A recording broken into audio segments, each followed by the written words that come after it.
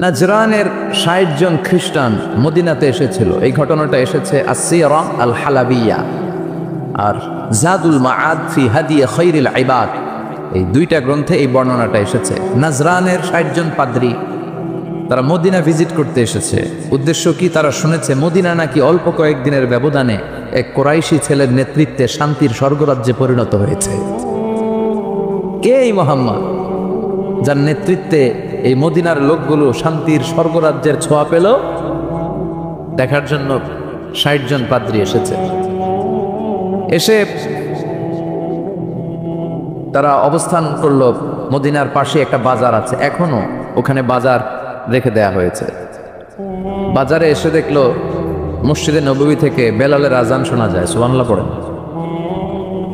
আজান হওয়া মাত্রই পাদ্রীগুলো দেখলো লোকজন দোকানপাট রেখে সব মসজিদে ঢুকতে শুরু করেছে।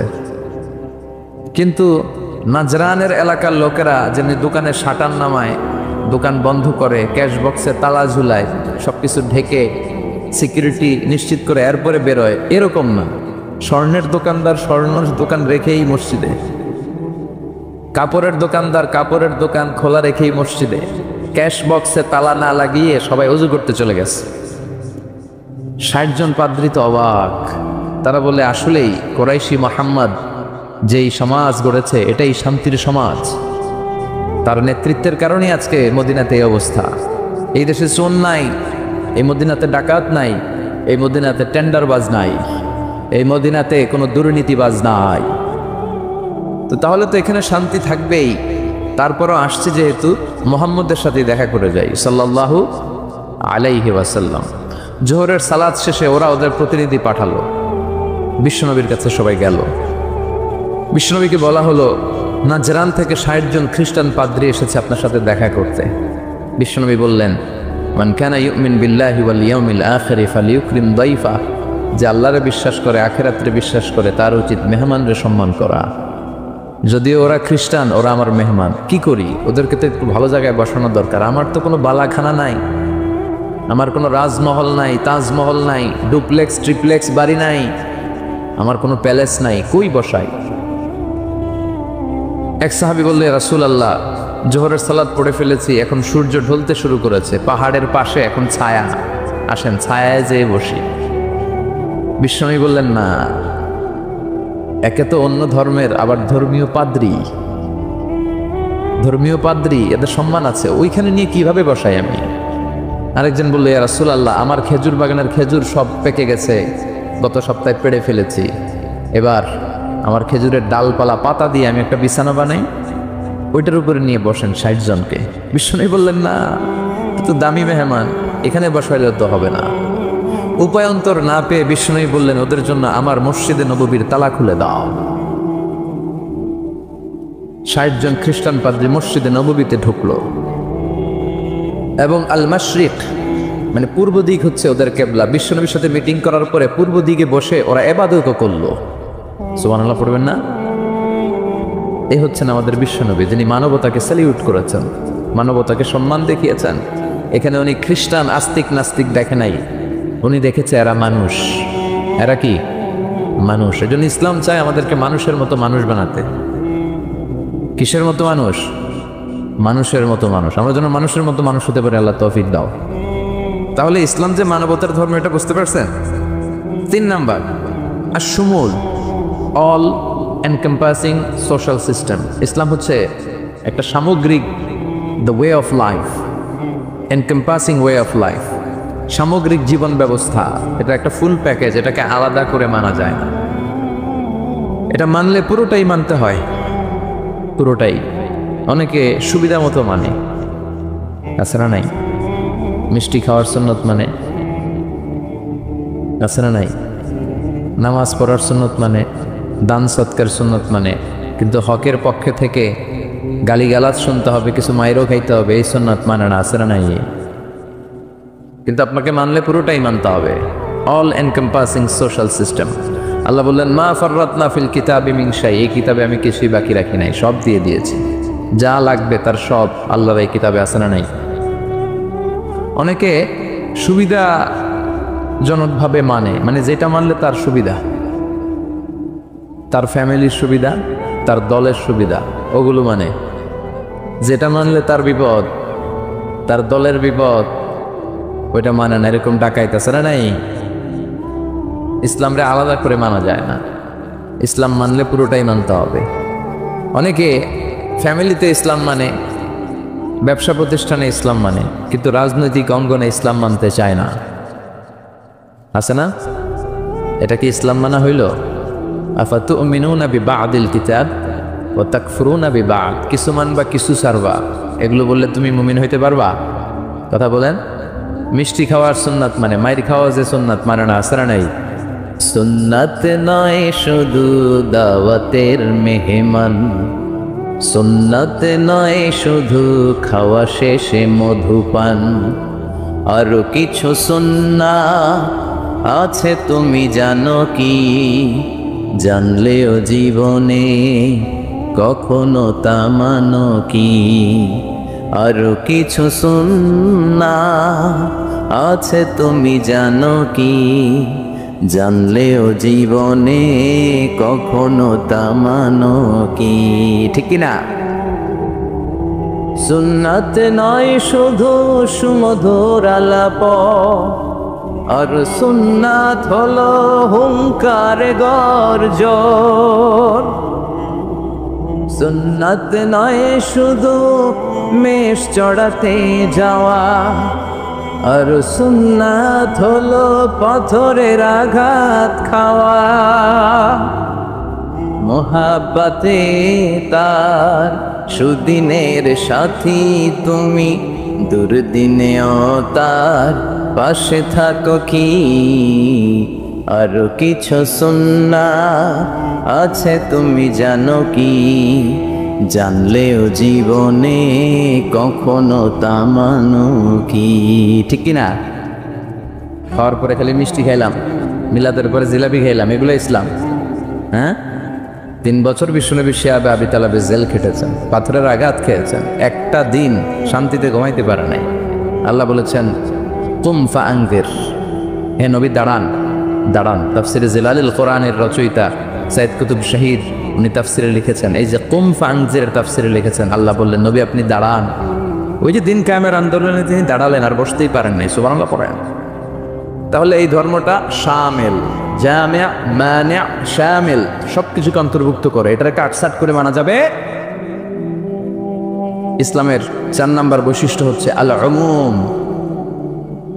আম। এটা আম জনতার ধর্ম, ইউনিভার্সাল রিলিজিয়ন। এই ধর্মের মালিকানা সবার, বাকি শুধু আমাদের। এই ইসলাম এটা হিন্দুদেরও ধর্ম, ও মানে না, আমি কি করব? কথা কন। এটা খ্রিস্টানদেরও ধর্ম, এটা বৌদ্ধদেরও ধর্ম, এটা অগ্নি উপাসকদেরও ধর্ম, এটা সবার ধর্ম। ও মানে না তো আমি কি করব? এটা তো ওরও ধর্ম। এই ধর্মের রাস্তা সবার জন্য খোলা। সুবহানাল্লাহ কইবেন না?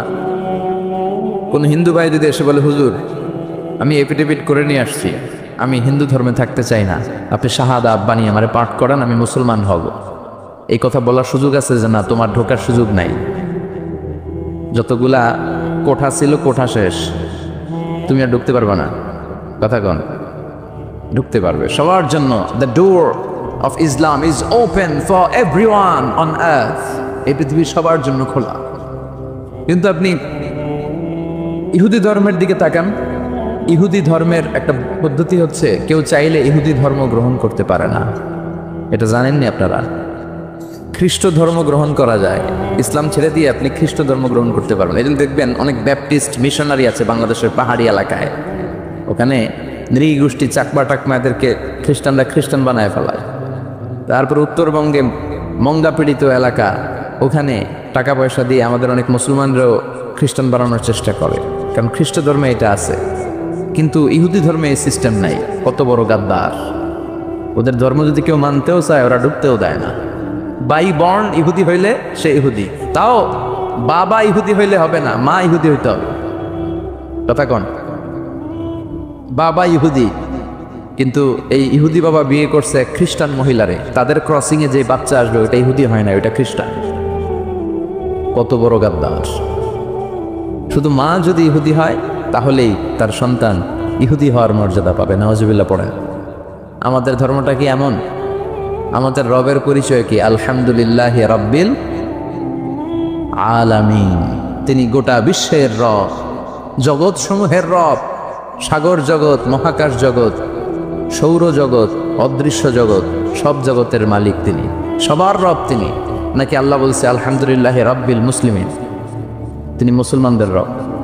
আলহামদুলিল্লাহি রাব্বিল মুত্তাকিন, তিনি মুত্তাকিনদের রব। আলহামদুলিল্লাহি রাব্বিস সালিহিন, তিনি নেককার লোকদের রব বলেছে। তিনি বলেছে আলহামদুলিল্লাহি রাব্বিল। তাহলে আল্লাহ সবার আল্লাহ। এরপর বিশ্বনবীর পরিচয়ে আল্লাহ বললেন ওয়ামা আরসালনাকা ইল্লা রাহমাতাল লিল, ও নবী, I have sent you as a mercy for the entire universe. ও নবী, আপনার আমি গোটা বিশ্বের সবার জন্য রহমত করে প্রেরণ করেছি। কোন সুবহানাল্লাহ। বিশ্বনবী শুধু আরব লোকদের নবী নয়, শুধু সাদা লোকদের নবী নয়, শুধু কালো লোকদের নবী নয়, শুধু পুরুষদের নবী নয়, শুধু নারীদের নবী নয়, তিনি গোটা বিশ্বের সবার জন্য রাহমাতাল লিল আলামিন। তাহলে আল্লাহ সবার নবীও। এরপর আমার হাতে যেটা শোভা পাচ্ছে এটা কি? কথা বলেন। আল্লাহ বললেন ইন হাযা ইল্লা যিকরা লিল আলামিন। এই কোরআনটা গোটা বিশ্বের সবার জন্য message.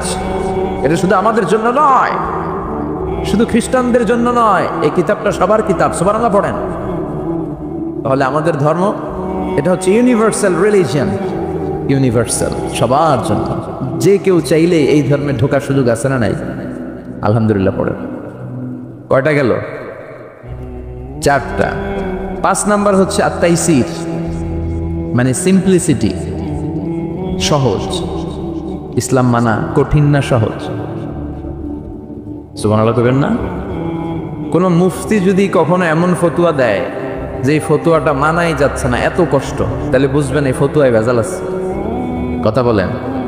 Mufti should revise the ফতুয়া অ্যাগেইন।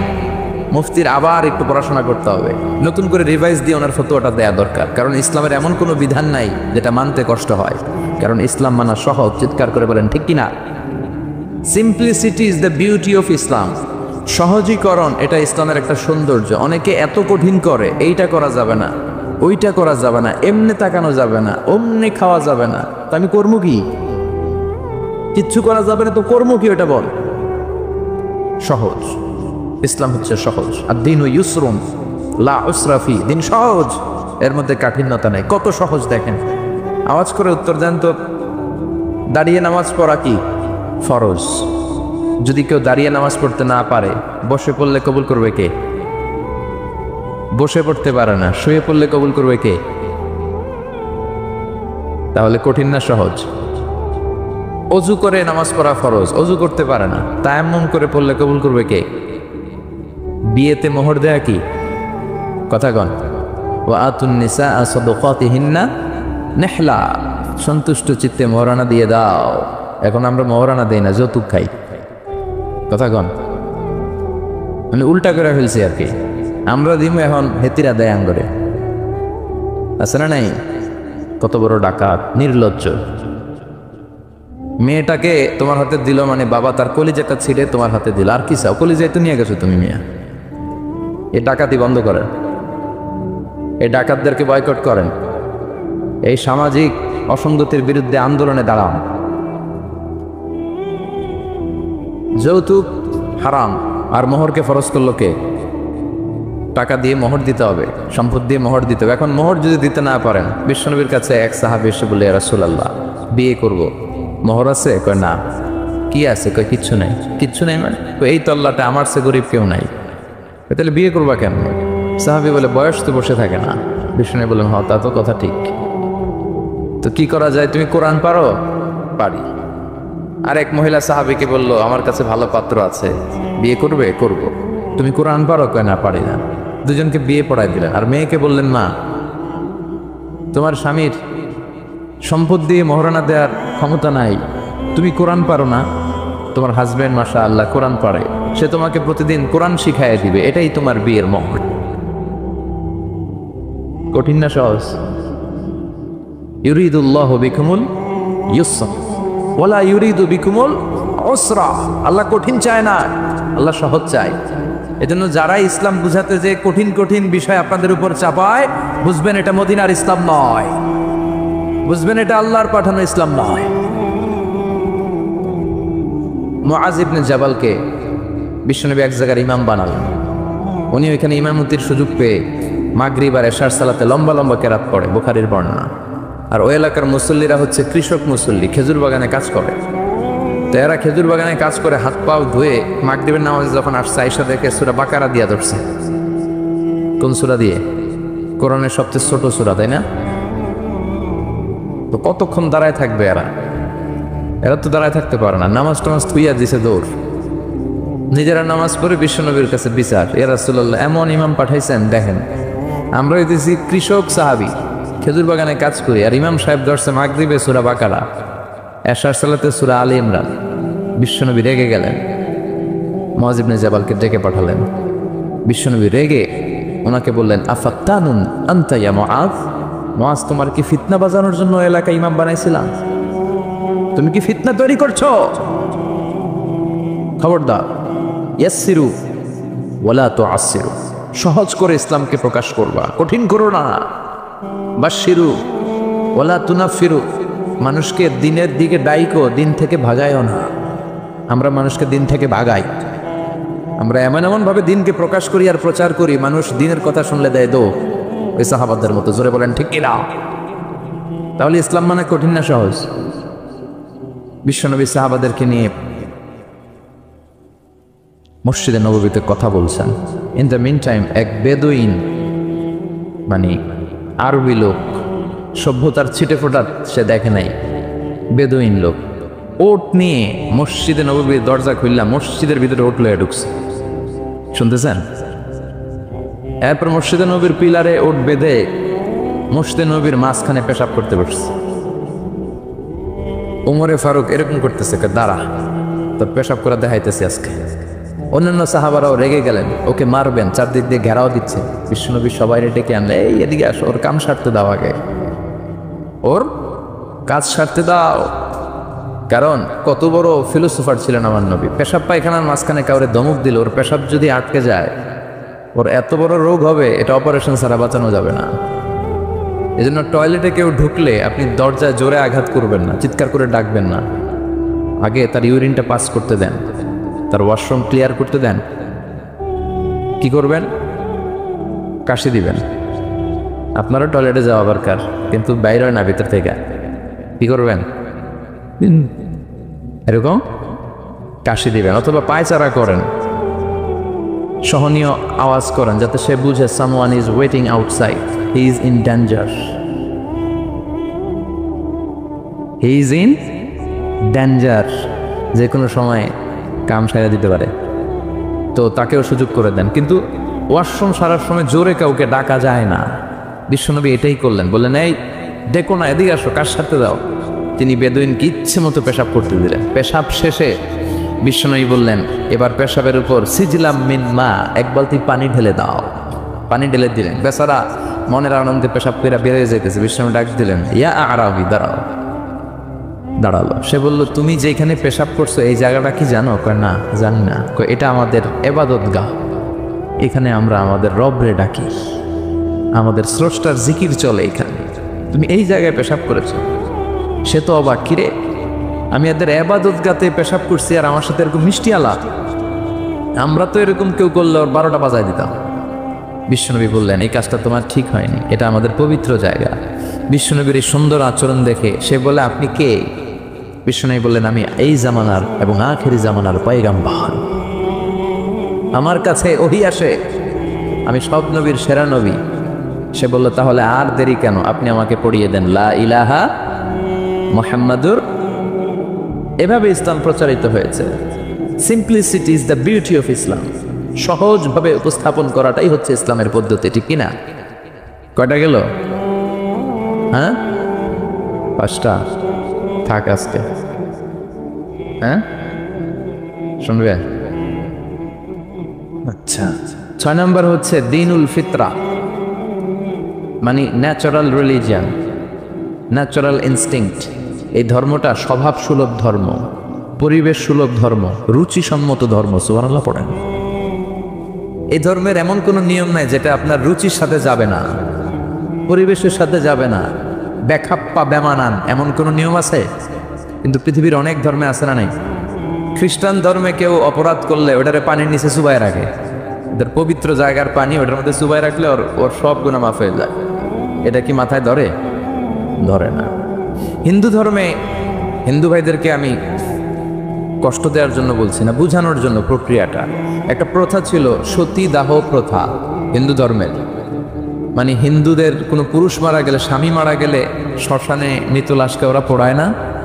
ওদের একটা নিয়ম ছিল, স্ত্রীর আগে স্বামী মারা গেলে স্বামীকে পোড়ানোর সাথে সাথে স্ত্রীকেও জ্বলন্ত আগুনে পুড়িয়ে দেয়া হতো। এই ইন্ডিয়াতে কত নারী যে জীবিত তাদেরকে পোড়ানো হয়েছে তার হিসাব না, পোড়ানো হয়েছে তাদেরকে। রাজা রামমোহন রায় নাম শুনছেন? উনি এসে এই প্রথার বিলুপ্তি ঘটালেন, সতীদাহ প্রথা বিলুপ্তি করলেন। তো এই যে ওদের নিয়মটা, এটা মাথায় ধরে? স্বামী মরছে তো বউরে মারবি কে? কথা বলেন। আবার হিন্দু ধর্মের আরেকটা সিস্টেম হচ্ছে, কেউ যদি খাঁটি হিন্দু হইতে চায় তার গরুর পেশাব খাওয়া লাগে, গোমূত্র পান করতে হয়। কি মূত্র? গোমূত্র পান করতে হয়। আচ্ছা, এই যে গরুর পেশাব খাওয়ার এটা কি আপনার রুচিতে যাবে? এটা কি আপনার স্বভাব সুলভ কোনো বিষয়? আমাদের ধর্মে এমন কোনো বিষয় আছে যেটা রুচির সাথে যায় না? সুবহানাল্লাহ পড়বেন না? এটা ফিতরাতি ধর্ম। ফিতরাতাল্লাহিল্লাতী ফাতারান নাসা আলাইহা। এমন ফিতরাতে আল্লাহ এই ধর্মটা দিয়েছেন যে ফিতরাতে আল্লাহ মানুষকে বানিয়েছেন। এই ধর্মের কোনো বিষয় পালন করতে মানুষের কষ্ট হয় না। এটা সমাজসম্মত, এটা পরিবেশ সম্মত, এটা স্বাস্থ্যকর একটা ধর্ম। সুবহানাল্লাহ পড়েন। এবং পৃথিবীর যত মানুষ জন্মায় তারা সবাই এই ধর্মের উপর জন্মায়। বিশ্বনবী বললেন, মা মিন মাউলুদিন ইউলাদু আলাল ফিতরাহ ইয়ানি ইউলাদু আলাল ইসলাম ফাআবাওয়া ইউহাব্বিদানি ইউনাজ্জিসানি ইউমাসসিরানি। তাকে নাসারা বানায়, মাজুসি বানায়, ইহুদি বানায়। সব বাচ্চারা যখন জন্মায় মুসলমান হয়ে জন্মায়। সুবহানাল্লাহ পড়েন। হিন্দুর ঘরেও যে বাচ্চাটা জন্মায় কি হয়ে জন্মায়? খ্রিস্টানের ঘরে যে জন্মায় কি হয়ে জন্মায়? সুবহানাল্লাহ পড়েন। পরে মা বাবা তারে ইহুদি বানায়, খ্রিস্টান বানায়, নাসারা বানায়। তাহলে এই ধর্মের একটা বৈশিষ্ট্য হচ্ছে দ্বীনুল ফিতরা, এটা স্বভাব সুলভ ধর্ম। আলহামদুলিল্লাহ পড়েন। কয়টা গেল? হ্যাঁ, আচ্ছা, 7 নাম্বার হচ্ছে দ্বীনুল ইলম, রিলিজিয়ন অফ নলেজ। এটা জ্ঞানের ধর্ম, নলেজ বেসড রিলিজিয়ন। এই ধর্মে সবকিছু জ্ঞানের উপর ভিত্তি করে। সুবহানাল্লাহ পড়েন। মানে এই ধর্মে ঢুকলে তার পড়াশোনা করতে হবে, পড়াশোনা ছাড়া তার বাঁচার উপায় আছে? এই ধর্মের যে শ্রেষ্ঠ কিতাব কোরআন, এই কোরআনের প্রথম বাণীটা কি বলেন? ইকরা মানে কি? আল কোরআনের প্রথম বাণী পড়ো, আল হাদিসে নবীর কথা পড়ো, পড়ে পড়ে শেখো, শিখে শিখে তুমি তোমার নিজের জীবন গড়ো। সুবহানাল্লাহ পড়েন। পড়ো, পড়ে পড়ে নিজের জীবন গড়ো। আমি তো বলি সব সময় পড়বেন। সুস্থ থাকলে পড়বেন, অসুস্থ হলে পড়বেন, গাড়িতে থাকলে পড়বেন, ঘরে থাকলে পড়বেন, মরার সময় পড়বেন। মরার সময় কি পড়বেন? লা ইলাহা মুহাম্মাদুর। তার মানে পড়া ছাড়া কোনো উপায় আছে? তাহলে এই ধর্মের অনুসারীদেরকে পড়তে হয়, স্টাডি করতে হয়, ঠিক কিনা?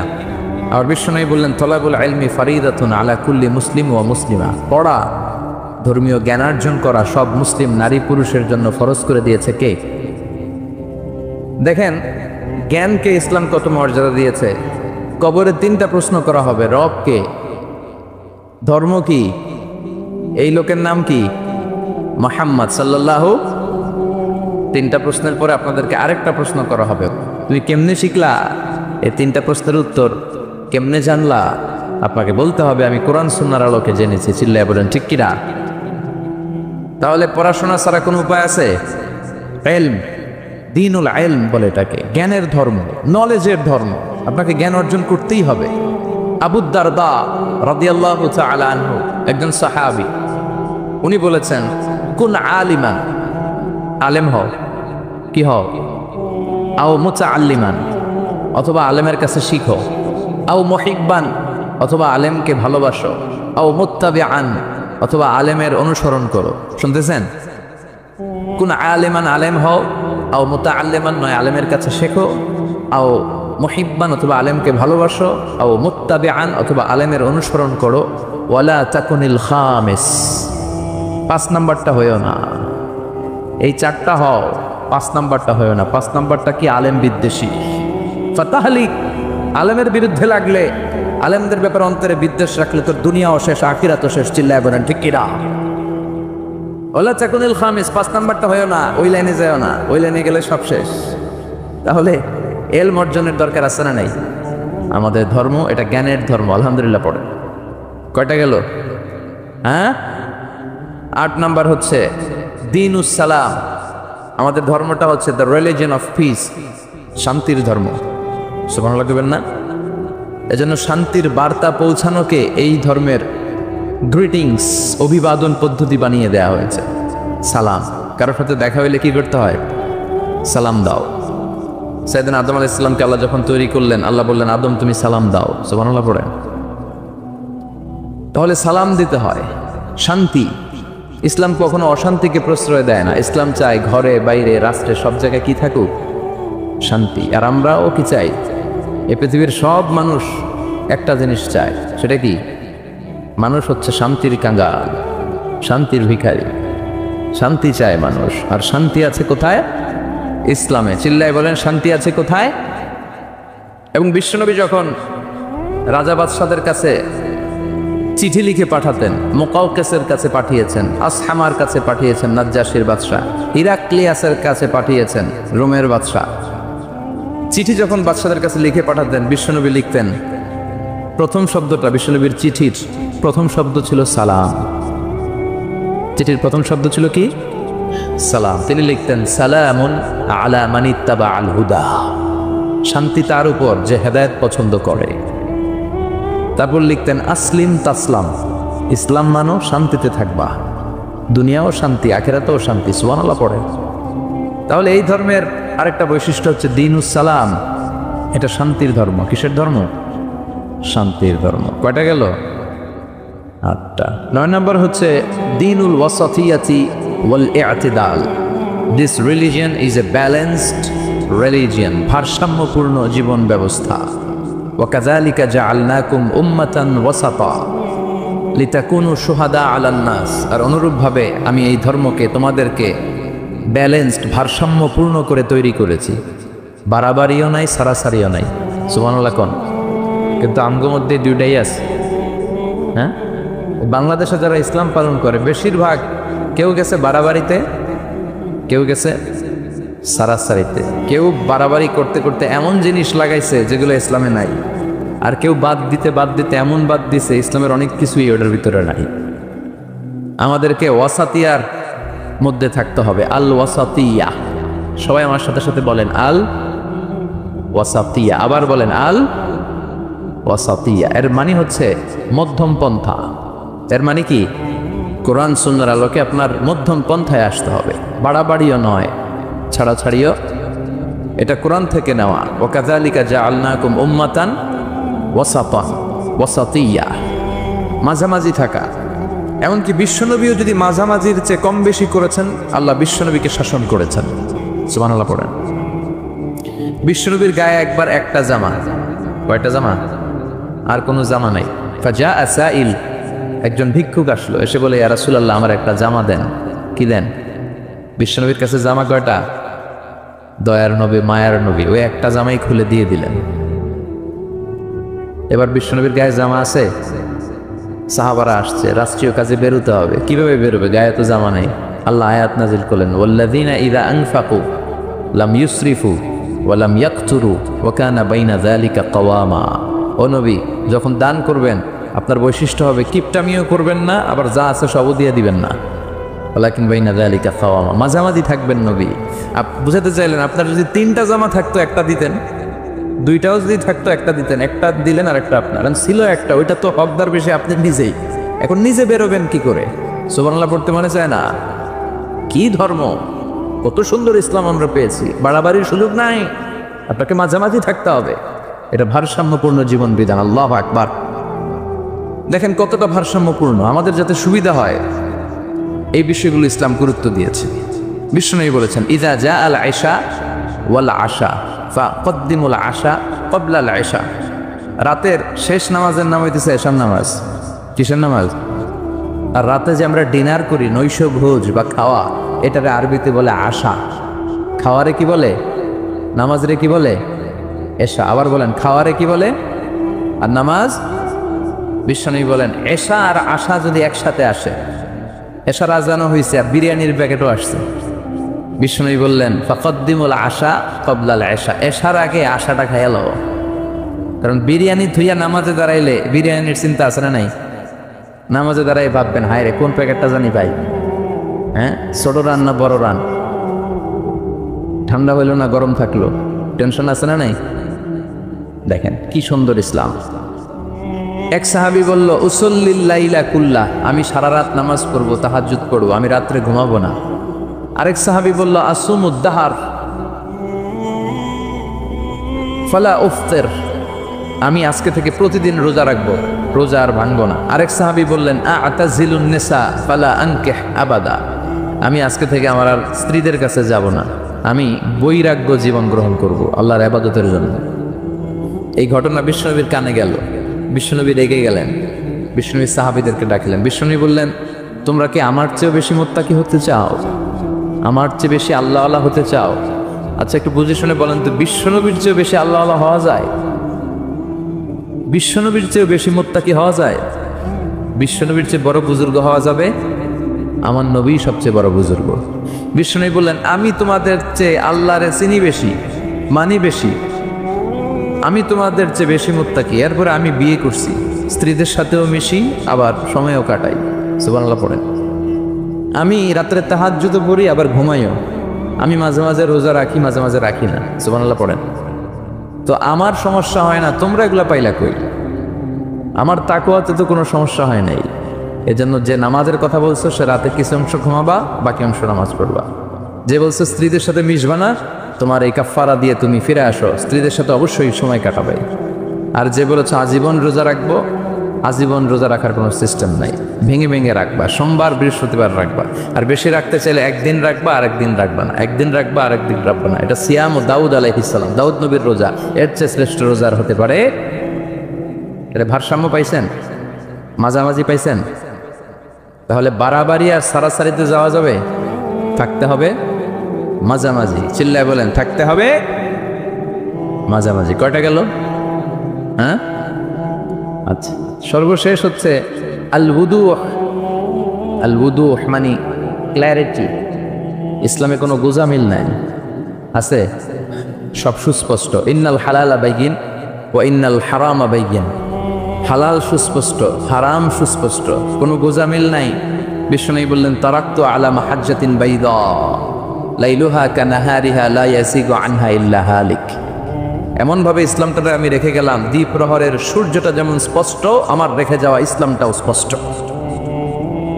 এটা সবার, এখানে কোনো গোজামিল নাই।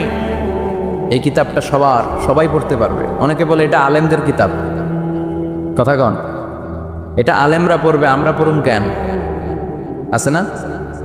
বলে না, বলে না?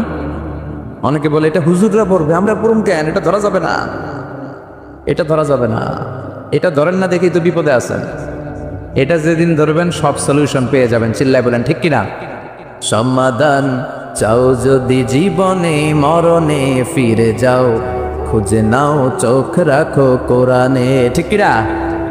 চোখ রাখবেন কোথায়? হিন্দু ধর্মের একটা পদ্ধতি হচ্ছে, একটা জাত আছে ব্রাহ্মণ, কি নাম? এই ব্রাহ্মণরাই শুধু বেদ, রামায়ণ, মহাভারত, ওদের এই ঐতিহাসিক ধর্মগ্রন্থগুলো ধরতে পারবে। আর নিম্ন জাতের যে হিন্দু, এরা বেদ ধরতে পারবে না, এরা রামায়ণ ধরতে পারবে না, মহাভারত ধরতে পারবে না। ধরতে পারবে আর পড়তে পারবে শুধু ব্রাহ্মণেরা। আর ব্রাহ্মণরা যা বুঝাবে গোজামিল দিয়ে, ওইটাই রাইট। এটার উপরে কোনো কথা? আমাদের ইসলামে গোজামিল আছে? সবাই পড়তে পারবে, সবাই জানতে পারবে। আর সবার জন্য পড়া জানা, এই ক্ল্যারিটিকে আবশ্যক করে দিয়েছে কে? সব ব্যাপারে পরিকল্পনা করবেন, নিজের জীবনের ব্যাপারে পরিকল্পনা, পরিবারের ব্যাপারেও পরিকল্পনা। পরিবার পরিকল্পনা করা ফরজ। অনেকে প্রশ্ন করে হুজুর ফ্যামিলি প্ল্যানিং পরিবার পরিকল্পনা করা জায়েজ কিনা? শুধু জায়েজ না, এটা করা ফরজ। পরিবার পরিকল্পনা এটা মিন করে না যে how much children you wanna take, কয়টা সন্তান নেবেন, কয়টা বেবি আপনি নিতে যাচ্ছেন, এটাই শুধু পরিবার পরিকল্পনা নয়।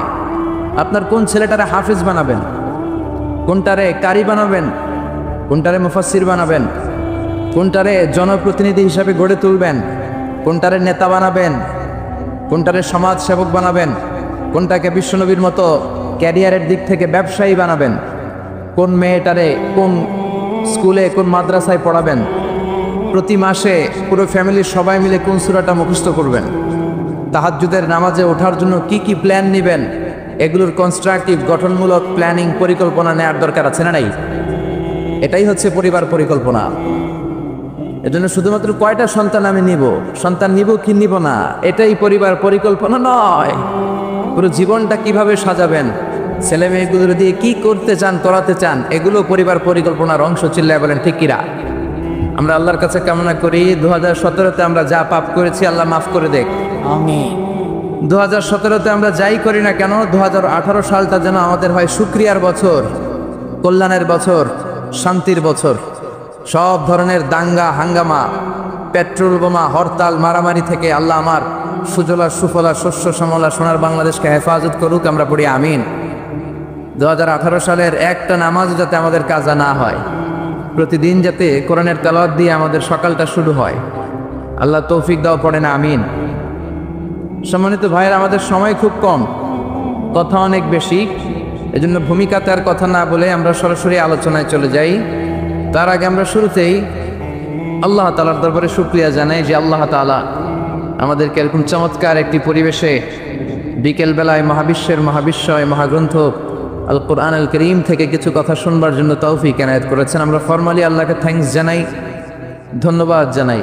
আসুন হৃদয় নিংড়ানো মনের সবটুকুন ভালোবাসাকে উজাড় করে দিয়ে সিংহ শার্দুলের মতো গর্জন করে, আকাশ বাতাস প্রকম্পিত করে, মন প্রাণ বুক মুখ একসাথে করে, দেহের সবটুকুন শক্তি গলার এই মাঝ বরাবর এনে আমরা চিৎকার করে পড়ি আলহামদুলিল্লাহ। সবাই পড়েন রব্বানা লাকাল হামদ হামদান কাসীরান তাইয়িবান মুবারাকান ফীহি ইয়া রাব্বি লাকাল হামদু কামা ইয়ানবাগি লিজালালি ওয়াজহিকা ওয়া আযীমি সুলতানিকা লাকাল হামদু বিল ঈমান লাকাল হামদু বিল ইসলাম লাকাল হামদু বিল কোরআন। আমরা প্রশংসা করলাম কার? জিকির করলাম কার? আল্লাহর নাম ছাড়া আর কারো জিকির আমরা করি? আমরা কি মা দুর্গার জিকির করি? আমরা কি রামকৃষ্ণের জিকির করি? কৃষ্ণের জিকির করে হিন্দুরা। ওরা বলে जो तो मिटाना चाहे जीवन का तृष्णा सुबह शाम बोल बंदे कृष्णा कृष्णा कृष्णा। और আমরা বলি जो तो मिटाना चाहे जीवन का जाला सुबह शाम बोल बंदे अल्लाह अल्लाह अल्लाह। ঠিক কি না? जो तो मिटाना चाहे, যে মিটাতে চায়, জীবন কা তৃষ্ণা, জীবনের তৃষ্ণা, সুবহে শাম সকাল সন্ধ্যা বল বান্দে বান্দা তুমি বলো কৃষ্ণা কৃষ্ণা কৃষ্ণা। এটা হিন্দুদের জিকির। আর আমরা বলি जो तो मिटाना चाहे, যে মিটাতে চায়, জীবন কা জ্বালা, জীবনের জ্বালা, সুবহে শাম সকাল সন্ধ্যা বল বান্দে বান্দা তুমি বলো আল্লাহ আল্লাহ। সে আল্লাহর নামে তিনটা তাকবীর দিয়ে আমরা আমাদের আলোচনায় চলে যাব। আমি সূরাতু আল বুরুজের শেষ দুটি আয়াত তেলাওয়াত করেছি। মাগরিবের সালাত আমাদের একেবারে সন্নিকটে, খুব বেশি সময় আমরা পাবো না, এই জন্য দুটি আয়াতের আলোকে কিছু কথা আমরা শুনবো। পড়েন ইনশাআল্লাহ। তার আগে আমরা তিনটা তাকবীর দিয়ে এই চান্দোলার এই হাই স্কুল ময়দানকে মুখরিত করতে চাই। আমার আল্লাহর নামের স্লোগান দিয়ে এই মাঠটাকে ধন্য করতে চাই। কিছু কপাল পড়া লোক আছে, এরা বলে আল্লাহু আকবার নাকি একটা দলের স্লোগান, একটা মতের স্লোগান, একটা গোষ্ঠীর স্লোগান। ওমি আল্লাহু আকবার কি কোনো দলের স্লোগান, কোনো মতের স্লোগান? আমরা যারা মুসলমান, আমাদের জন্মগ্রহণের সাথে সাথেই আমাদের কানের মধ্যে এই আল্লাহু আকবার নামের স্লোগান, এই আজান আছে না নাই? আমাদের বাম কানে একামত আছে না নাই? আমাদের সব ধর্মীয় উৎসবে আমার আল্লাহর নামের স্লোগান আছে না নাই? তার মানে এটা কোনো দল, কোনো স্পেশাল মত, কোনো বিশেষ গোষ্ঠীর স্লোগান নয়, এটা গোটা মুসলিম উম্মার স্লোগান। চিল্লা এখন ঠিক কিনা? এজন্য আমরা সবাই মিলে আমার আল্লাহর নামের 3টা স্লোগান দিয়ে এই ময়দানকে মুখরিত করতে চাই।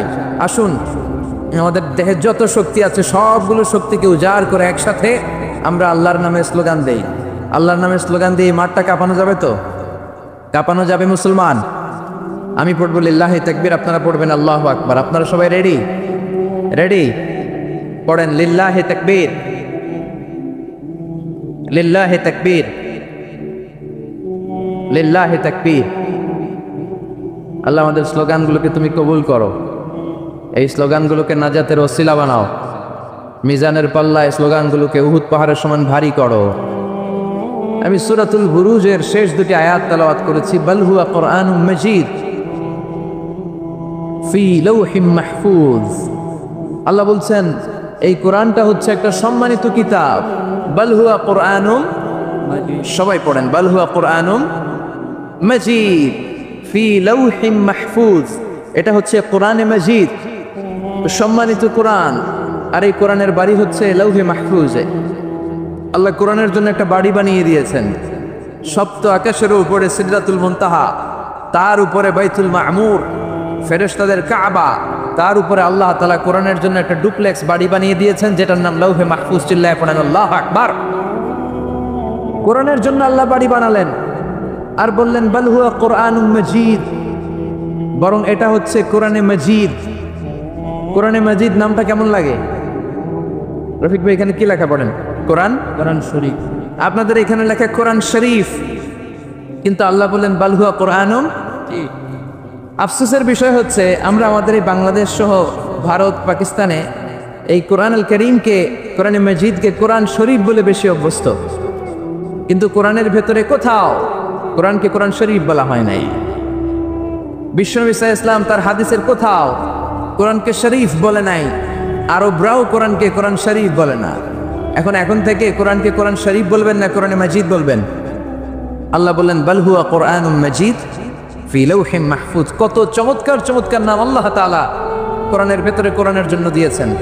আবার রব্বুল আলামিন বলেন ইন্নাহু লাকুরআনুন কারীমুন ফি কিতাবিম মাকনুন। নিশ্চয় এটা হলো সম্মানিত কোরআন, নিশ্চয়ই কিতাবটা হলো মহিমান্বিত কোরআন। আর গোপন একটা কিতাবের মধ্যে এই কোরআনটাকে সংরক্ষণ করেছে কে? তাহলে সূরা ওয়াকিয়াতে আবার নতুন আর একটা নাম পেলাম, ইন্নাহু লাকুরআনুন কারীম। প্রথমে পেলাম কোরআন মাজিদ, বাল হুয়া কুরআনুম মাজিদ। আবার সূরা ওয়াকিয়াতে পেলাম ইন্নাহু লাকুরআনুন কারীম। তা এখন থেকে কোরআনে মাজিদ বলবেন না কোরআনে শরীফ বলবেন? মাজিদ। কোরআন কারীম না কোরআন শরীফ? কোরআন কারীম।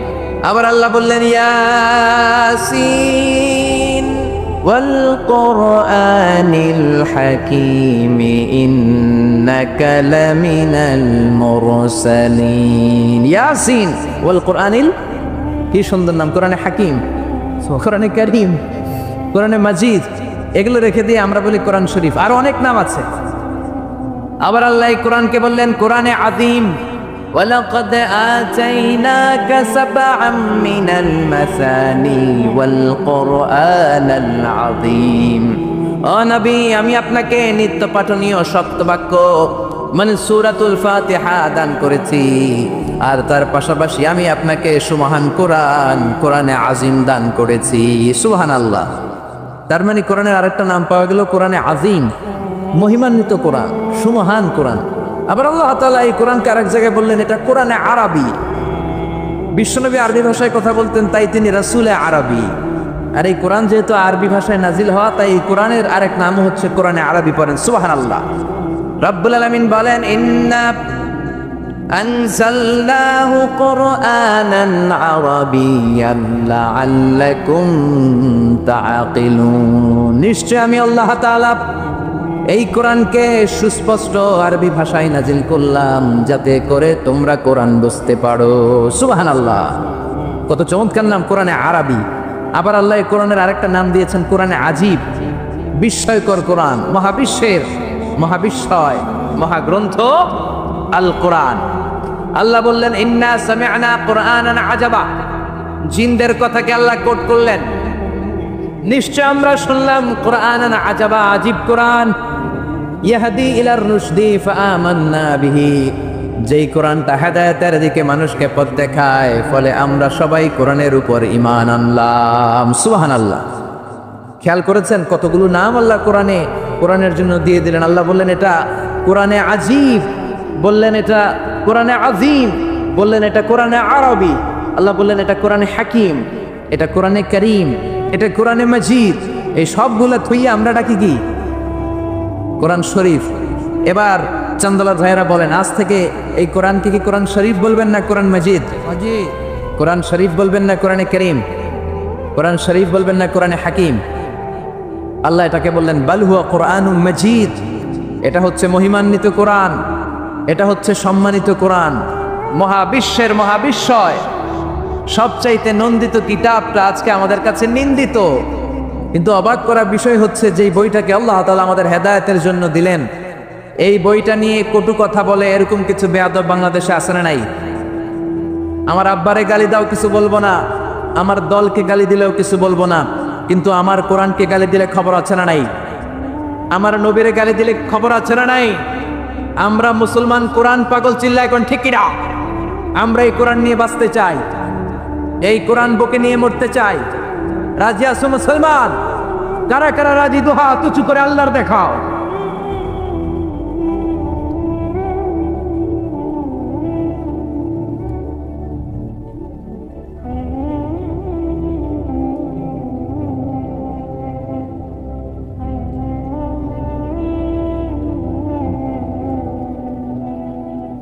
আল্লাহ আমাদের স্লোগানকে তুমি কবুল করো, এই কোরআনের শাফাত আমাদের নসিব করো। আল্লাহ বললেন বাল হুয়া কোরআনুম মাজিদ, এটা মহিমান্বিত কোরআন। বিলাউহে মাহফুজ, লাউহে মাহফুজে এই কোরআনের ঘর বানিয়ে দিয়েছে কে? আল্লাহ। আবার রব্বুল আলামিন বললেন কিতাবটা এমন কিতাব, এই কিতাবের দিকে নজর করলেই সওয়াব আছে না নাই? আন-নাযার ইলা সালাসাতি আশিয়া ইবাদা, তিনটা জিনিসের দিকে নজর করার সাথে সাথে আমলনামায় সওয়াব দিয়ে দেয় কে? এক নাম্বার আন-নাযার ইলাল কাবা, মক্কায় যে কাবার দিকে নজর করার সাথে সাথে আমলনামায় সওয়াব আসরাই। দুই নাম্বার আন-নাযার ইলা ওয়াজহিল ওয়ালিদাইন, মা বাবার চেহারার দিকে রহমতের নজর নিয়ে যদি তাকান, কবুল হজের সওয়াব আমলনামায় দিয়ে দিবে কে? তিন নম্বরে আন-নাযার ইলাল মুসহাফ, আল্লাহর কোরআন পড়তে পারে না, বয়স 70 হয়েছে 80 হয়েছে, কোরআন পড়তে পারে না, চোখের পানি ছাড়ে, আঙ্গুলগুলো দিয়ে কোরআনের আয়াতের উপর আঙ্গুল টানে, ওই কোরআনের দিকে নজর দিলেও আমলনামায় সওয়াব আসরাই। কি কিতাব? আঙ্গুল টানলেও সওয়াব, নজর দিলেও সওয়াব, এই কিতাব পড়লে সওয়াব, এই কিতাব ধরলে সওয়াব, এই কিতাব শুনলে সওয়াব, এই কিতাব মানলে সওয়াব, এই কিতাবের জন্য মরলেও সওয়াব। চিল্লা এখন ঠিক কিনা? আল্লাহ বললেন এই কিতাব পড়লে সওয়াব। বিশ্বনবী বলেন এই কিতাবের এক একটা অক্ষর তেলাওয়াত করবা, 10টা করে নাকি তোমার আমলনামায় দিয়ে দিবে কে? আল্লাহ। আবার এই কিতাবের এক একটা আয়াত তুমি তেলাওয়াত করবা, তোমার জান্নাতের বিল্ডিংটারে উঁচা করে দিবে কে? মান কারা হারফান মিন কিতাবিল্লাহি ফালাহু হাসানা, আল্লাহর কিতাব থেকে যে তেলাওয়াত করবে তার সওয়াব আছে। ওয়াল হাসানাতু বিআশরি আমসালিহা, আর সওয়াব হলো এক একটা অক্ষরের কারণে 10টা করে নেকি। সূরা বাকারার আলিফ লাম মিম যদি আপনি পড়েন, আলিফ লাম মিম তিনটা মিলে একটা অক্ষর নয়, তিনটা 3 অক্ষর, তিনটার জন্য 30 নেকি। সুবহানাল্লাহ। আবার কিয়ামতের দিন আল্লাহ বলবেন ইকরা ওয়ারতাকি ওয়ারাত্তিল কামা কুনতা তুরাত্তিলু ফিদ দুনিয়া ফাইন্না মানজিলাতাকা ফি আখিরি আয়াতিন তাকরাউহা। বুখারীর বর্ণনা, কিয়ামতের দিন আল্লাহ বলবেন এক একটা আয়াত তেলাওয়াত কর, যতগুলো আয়াত দুনিয়ার বুকে তেলাওয়াত করেছিস তোর জান্নাতের বিল্ডিং হবে তত তলা। সুবহানাল্লাহ। এই পৃথিবীর সবচেয়ে বড় স্কাই স্ক্রিপার হচ্ছে বুর্জুল খলিফা, সবচেয়ে বড় উঁচু বিল্ডিং। আপনার জান্নাতের বিল্ডিংটা এর চেয়ে অনেক গুণ উঁচু হবে। যতটা আয়াত আপনি দুনিয়াতে তেলাওয়াত করেছেন, প্রত্যেকটা আয়াতের বিনিময়ে আপনার জান্নাতকে এক এক তলা উঁচু করে দিবে কে? এজন্য এই কিতাব এমন কিতাব পড়লে সওয়াব, আবার এই কিতাব ধরলে সওয়াব আসরা নাই। তবে অজু ছাড়া ধরা যাবে। কোরআনকে যদি আপনি অজু ছাড়া ধরতে যান, কোরআন বলবে খবরদার, be careful, don't touch me without making wudu, don't touch me without ablution. অজু ছাড়া আমার আয়াতকে, আমার পৃষ্ঠাকে স্পর্শ করো না। চিল্লা এখন ঠিক কিনা? আল্লাহ বললেন লা ইয়ামাসসুহু ইল্লাল মুতাহহারুন, অজু ছাড়া পবিত্র হওয়া ছাড়া কোরআনকে ধরা যায় না। এজন্য এই কিতাব এমন কিতাব পড়লে সওয়াব হয়, এই কিতাব ধরলে সওয়াব হয়, এই কিতাব শুনলেও সওয়াব। সুবহানাল্লাহ। ওয়াইযা কুরিআল কুরআনু ফাসতামিউ লাহু ওয়া আনসিতু লাআল্লাকুম তুরহামুন। এই কিতাবকে যারা পড়তে জানো না, তোমাদের সামনে যদি এই কিতাবের তেলাওয়াত হয়, খরগোশের মতো কান দুইটা খাড়া করে এই তেলাওয়াত শোনো। এই তেলাওয়াত শোনার কারণে তোমাদের আমলনামায় সওয়াব দেয়া হবে, তোমাদের উপর রহমত নাজিল করবে কে? পড়তে পারেন না তো শুনেন। মোবাইলের মধ্যে শাইখ আব্দুর রহমান আস-সুদাইসির কোরআন তেলাওয়াত রেখে শুনবেন, শুনলেও আপনার উপর রহমত নাজিল করবে কে? প্রিয় ভাইয়েরা, এই কোরআনের আয়াতকে মোবাইলের রিঙ্গার দেওয়া যায় না। এই মাসালাটা জেনে নেন। কোরআনের আয়াত দিয়ে মোবাইলের রিংটোন হতে পারে না, ইসলামী সঙ্গীত হতে পারে, আরবি নাশিদ হতে পারে, কিন্তু কোরআনের আয়াত দিয়ে রিঙ্গার দেওয়া যায় না। কারণ আপনি যে কোনো সময় রিসিভ করলে অথবা মিস কলের কারণে কেটে গেলে কোরআনের আয়াতের এমন একটা অংশে যে কাটা পড়ে যাবে, কেটাপ হয়ে যাবে, অর্থের বিকৃতি ঘটবে। চিল্লা এখন ঠিক কিনা? এই জন্য মোবাইলের রিঙ্গারে কোরআনের আয়াত দেওয়া যাবে না।